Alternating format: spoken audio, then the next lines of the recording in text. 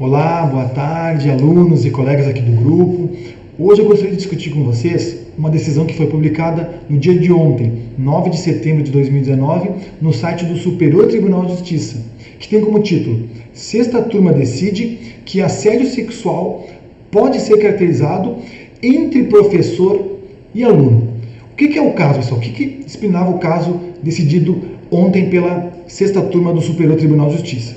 Segundo o processo, o réu, em 2012, ao conversar com uma aluna adolescente em sala de aula sobre suas notas, teria afirmado que ela precisava de 2 pontos para alcançar a média necessária e, nesse momento, teria se aproximado dela e tocado sua barriga e seus seios. Em primeira instância, o acusado foi condenado a 1 ano e 4 meses de detenção, mais multa pela prática do delito descrito no artigo 216-A, parágrafo 2º do Código Penal, que é o assédio sexual. A sanção foi substituída por uma pena restritiva de direitos. A defesa apelou ao Tribunal de Justiça de São Paulo, que deu parcial provimento ao recurso para reduzir de 1/3 para 1/6 a fração de aumento pela majorante aplicada em virtude de ser a vítima menor de 18 anos. Com isso, a pena final foi estabelecida em 1 ano e 2 meses de detenção. No recurso ao STJ, o professor alegou que não foi comprovada a intenção de constrangimento com fins de obter vantagem ou favorecimento sexual e que a aluna nem precisava dos pontos para aprovação na matéria. E o principal que eu quero discutir com vocês hoje é que ele afirmou ainda que o crime de assédio sexual não poderia ser considerado no caso, pois não havia relação hierárquica com a suposta vítima.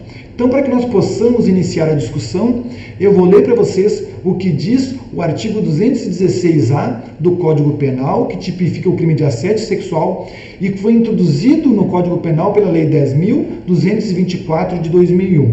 Então ele fala: constranger alguém com o intuito de obter vantagem ou favorecimento sexual, prevalecendo-se o agente da sua condição de superior hierárquico ou ascendência inerentes ao exercício de emprego, cargo ou função. A pena é de detenção de 1 a 2 anos e ela será aumentada em até 1/3 se a vítima é menor de 18 anos. Então, o ponto central da discussão desse julgado é o que entra nos conceitos de superior hierárquico ou de ascendência inerentes ao exercício de cargo, emprego ou função. Nessa discussão, nós temos 2 correntes bem delimitadas.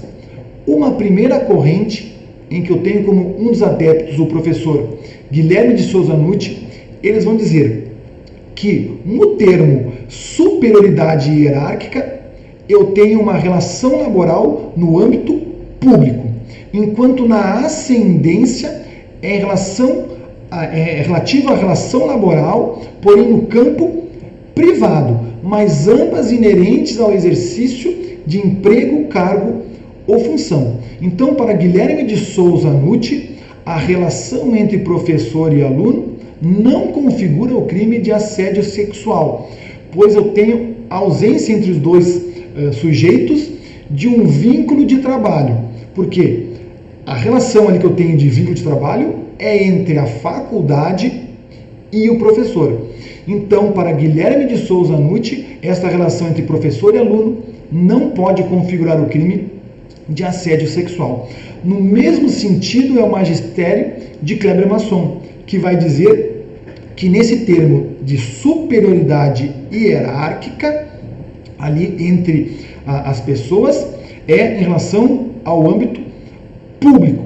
Se eu não tenho essa relação, que é derivada de exercício de um emprego, cargo ou função, que isso não existe em relação ao professor e aluno, eu não posso considerar a ocorrência do crime de assédio sexual.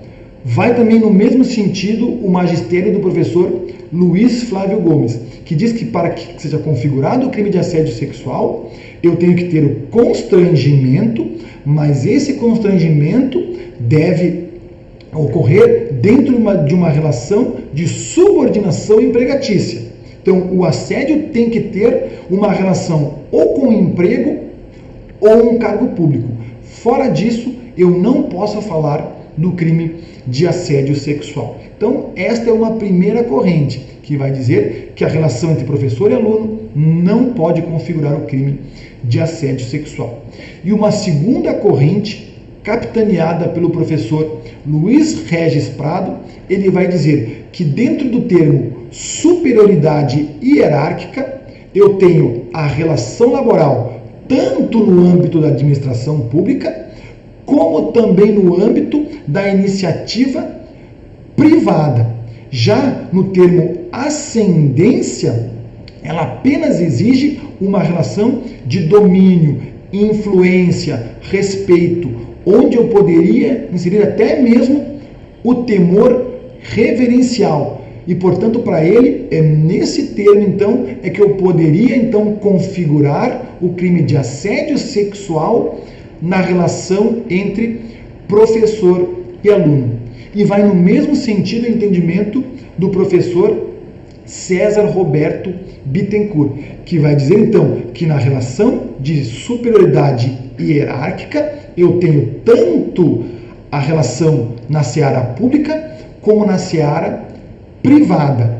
Já na ascendência, eu teria qualquer influência ou respeito em relação ao domínio, podendo inclusive atingir o nível de temor reverencial. Então, para Luiz Regis Prado e César Roberto Bittencourt, poderia então se configurar o crime de assédio sexual na relação entre professor e aluno. E foi essa segunda corrente adotada pela 6ª turma do Superior Tribunal de Justiça, com base no voto do ministro Schietti, que disse, então, em seu voto, ele sustentou que o vínculo de confiança e admiração entre professor e aluno pressupõe inegável superioridade capaz de alterar o ânimo da pessoa perseguida. Revela-se patente a aludida ascendência em virtude da função, outro elemento normativo do tipo, dada a atribuição que tem a cátedra de interferir diretamente no desempenho acadêmico do discente, situação que gera no estudante o receio da reprovação. Para fundamentar a tese que prevaleceu no julgamento, o magistrado citou o texto original da Lei 10.224 de 2001, que incluiu no Código Penal o artigo 216-A, que disciplina assédio sexual, cujo parágrafo único estendia o conceito de assédio sexual para os atos cometidos com abuso ou violação do dever inerente a ofício ou ministério.